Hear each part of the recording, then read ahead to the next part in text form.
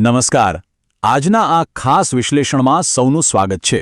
આજે આપણે એક એવી રસપ્રદ અને જાણીતી કથા પર વાત કરવાના છીએ જે આપણે વર્ષોથી સાંભળતા આવ્યા છીએ. ચતુર ચકલી અને અભિમાની કાગડો. આ માત્ર એક વાર્તા નથી, પણ માનવ સ્વભાવ, આપણી મહેનત અને અહંકારના કેવા પરિણામો આવી શકે છે તેનું બહુ જ સુંદર ચિત્રણ છે.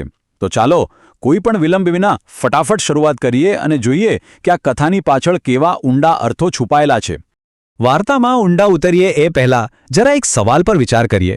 જ્યારે આપણા અહંકારનો સામનો કોઈ અણધારી અને રોકી ન શકાય તેવી આફત સાથે થાય છે, ત્યારે તેનું પરિણામ શું આવે છે? ખરેખર આ પ્રશ્ન જ આખી વાર્તાનો પાયો છે.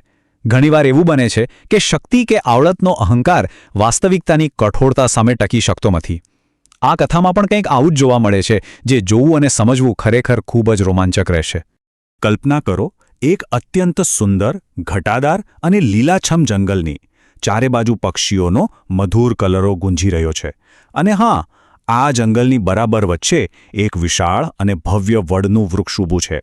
આ વડલો માત્ર એક વૃક્ષ નથી, પણ અનેક જીવો માટે એક આખું વિશ્વ છે. તેમનું સુરક્ષિત આશ્રયસ્થાન છે. આ શાંત અને રમણીય વાતાવરણ જ આપણી વાર્તાની મુખ્ય પૃષ્ઠભૂમિ છે. હવે વાત કરીએ આ વિશાળ વડના વૃક્ષના મુખ્ય રહેવાસીઓ વિશે. અહીં બે પાત્રો છે અને બંનેના સ્વભાવમાં આસમાન જમીનનો તફાવત છે. એક તરફ છે આપણી ચતુર ચકલી. આ ચકલી એકદમ મહેનતુ અને સમયનું પાલન કરનારી છે. તે પોતાનો માળો અત્યંત કાળજીપૂર્વક, મજબૂત અને એકદમ વ્યવસ્થિત બનાવે છે. મતલબ કે તે ભવિષ્યનો વિચાર કરીને વર્તમાનમાં મહેનત કરવામાં માને છે. અને બીજી તરફ બરાબર તેની વિરુદ્ધ છે પેલો કાગડો. ભાઈ સાહેબ અત્યંત આળસુ છે. બસ આખો દિવસ આરામ કરવો, મોટી મોટી બડાઈઓ મારવી અને સૌથી મોટી વાત, તેને પોતાની મોટી કાળી પાંખો અને શારીરિક કદ પર બહુ જ ગર્વ છે. આ બે અલગ અલગ માનસિકતાઓ જ આવનારા સંઘર્ષનું મુખ્ય કારણ બને છે. તો હવે સમય આગળ વધે છે અને ચોમાસાનું આગમન થવાની તૈયારી છે. આકાશમાં ધીમે ધીમે વાદળો ઘેરાવા લાગે છે. આકાશમાં જેવા આછા વાદળો દેખાવાના શરૂ થાય છે કે તરત જ સમજદાર ચકલી પરિસ્થિતિનો તાગ મેળવી લે છે. તે થોડા ચિંતિત અને ગંભીર અવાજમાં કહે છે, કાગડા ભાઈ, ચોમાસું નજીક છે. આપણે અત્યારથી જ આપણા માળા મજબૂત કરી લેવા જોઈએ અને થોડું અનાજ પણ ભેગું કરી લેવું જોઈએ. જુઓ, આ વાક્ય ચકલીની દૂરંદેશી અને જવાબદારીનો અહેસાસ કરાવે છે.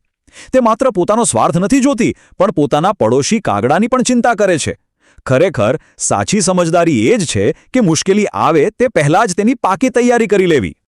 પણ કાગડો આ સાવચેતીને સાવ મજાકમાં ઉડાવી દે છે. તે અત્યંત અહંકારથી હસીને કહે છે, હા હા હા, તું સાવ ડરપોક છે. હજુ તો વરસાદની ઘણી વાર છે. મારો માળો તો જો તારા કરતાં કેટલો વિશાળ છે. મને કોઈ જ ચિંતા નથી. આ શબ્દો સીધા તેના ઘમંડને છતો કરે છે. તે પોતાના માળાના મોટા કદને, જે તેની મજબૂતી માણી બેસે છે, અને મહેનત કરવાથી દૂર ભાગે છે. અહંકાર હંમેશા આંખે એવા પાટા બાંધી દે છે કે સાચી સલાહ પણ ડરપોકતા એવી જ લાગે છે. જ્યારે ચકલી કાગડાની વાત પર બિલકુલ ધ્યાન આપ્યા વિના પોતાના કામે વળગી રહે છે અને પોતાનો માળો પાકો કરી લે છે. અને પછી શરૂ થાય છે વાવાઝોડાનો અસલી પ્રકોપ. અચાનક મુસળધાર વરસાદ તૂટી પડે છે. વાતાવરણ એકદમ જ પલટાઈ જાય છે. આકાશ કાળા ડિબાંગ વાદળોથી ઘેરાઈ જાય છે અને કાન ફાડી નાખે તેવા વીજળીના કડાકા ભડાકા સાથે ભયંકર મુસળધાર વરસાદ તૂટી પડે છે. હવે ચકલી તો પોતાના મજબૂત માળામાં એકદમ સુરક્ષિત અને શાંતિથી બેઠી છે. પણ આ તોફાન કાગડા માટે સંપૂર્ણ વિનાશકારી સાબિત થાય છે. જોરદાર પવન ફૂંકાય છે અને કાગડાનો પેલો વિશાળ પણ સાવ નબળો માળો પત્તાના મહેલની જેમ તૂટીને સીધો નીચે પડી જાય છે. પરિણામ શું આવે છે? કાગડો વરસાદમાં સંપૂર્ણપણે ભીંજાઈ જાય છે, ભૂખ્યો તરસ્યો છે અને ભયંકર ઠંડીમાં થરથર ધ્રુજવા લાગે છે. આ ઘટના સાબિત કરે છે કે જ્યારે કુદરતનો પ્રકોપ થાય છે ને, ત્યારે ખોટો હંકાર એક જ ક્ષણમાં તૂટીને વેરવિખેર થઈ જાય છે. આગળ વધીએ અને જોઈએ આશરાની શોધ. આ એ સમય છે જ્યારે કાગડાને પોતાની ભૂલનો અહેસાસ થાય છે. અહીં કાગડાની લાચારી અને તેનું તૂટેલું અભિમાન સ્પષ્ટ દેખાઈ આવે છે. જે કાગડો થોડા સમય પહેલા ચકલીની મજાક ઉડાવતો હતો, તે હવે તેના માળાની બહાર પાંખો સંકોચીને કરગરી રહ્યો છે. એકદમ રડમસ અને ધ્રુજતા અવાજમાં તે કહે છે, ચકલીબેન, કૃપા કરીને મને માફ કરો. હું બહુ ભીંજાઈ ગયો છું. મને તમારા માળામાં થોડી જગ્યા આપો, નહીંતર હું આ ઠંડીથી મરી જઈશ. આ માત્ર કોઈ સામાન્ય શબ્દો નથી. આ એક અભિમાની જીવનો સંપૂર્ણ સ્વીકાર છે કે તેણે કેટલી મોટી ભૂલ કરી છે. ખરેખર જ્યારે આફત માથા પર આવી પડે છે ત્યારે જ અહંકાર ઓગળે છે અને સાચી વાસ્તવિકતા સમજાય છે. હવે ચકલીનો સ્વભાવ જુઓ. તે માત્ર ચતુર જ નથી પણ અત્યંત દયાળુ પણ છે. તે ઈચ્છાત તો કાગડાને મહેણું મારીને ત્યાંથી કાઢી શકત, પણ ના, તે કાગડાના ભૂતકાળના ખરાબ વર્તન અને તેના અહંકારને માફ કરી દે છે. તે પોતાના માળાનો દરવાજો ખોલે છે, કાગડાને આશરો આપે છે અને પોતાની મહેનતથી ભેગો કરેલો ખોરાક પણ તેની સાથે વહેંચે છે. આ એક નાનકડી ઘટના કાગડાને એ સમજાવી દે છે કે ખરી તાકાત શારીરિક કદમાં નથી હોતી, પરંતુ સાચી સમજદારી, મહેનત અને દયા ભાવનામાં રહેલી હોય છે. કાગડો મનોમન નક્કી કરે છે કે હવેથી તે ક્યારેય પણ આળસ કે અભિમાન નહીં કરે.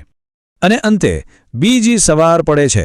તોફાન હવે સંપૂર્ણપણે શાંત થઈ ગયું છે. વરસાદ બંધ થઈ ગયો છે અને સરસ મજાનો સૂરજ ઉગ્યો છે. આ નવી સવાર સાથે આપણને બે બહુ જ મહત્વના બોધપાઠ મળે છે. પહેલો મુદ્દો, ક્યારે પણ પોતાની તાકાત, મોટા કદ કે રૂપ પર અભિમાન ન કરવું જોઈએ. આપણે જોયું કે કાગડાને પોતાની પાંખો અને માળાના કદ પર ગર્વ હતો, પણ તે તેને બચાવી શક્યો નહીં. અને બીજો મુદ્દો, આવનારા મુશ્કેલ સમય માટે હંમેશા અગાઉથી તૈયારી કરવી જોઈએ. ચકલીની સમયસરની મહેનત જ તેના રક્ષણનું કારણ બની. આ બંને નિયમો જીવનના દરેક તબક્કે આપણને સચોટ માર્ગદર્શન પૂરું પાડે છે.